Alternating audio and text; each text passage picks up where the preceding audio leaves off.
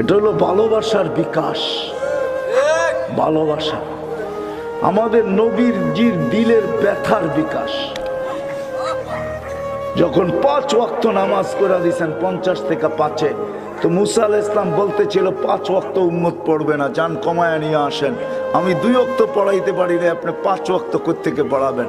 তো আমাদের নবীজি বলতেছিল এখন আর যাইতে মন চায় না, লজ্জা লাগে, কিন্তু ভিতরে আগুন জ্বলতেছিল, উম্মত যদি না পড়ে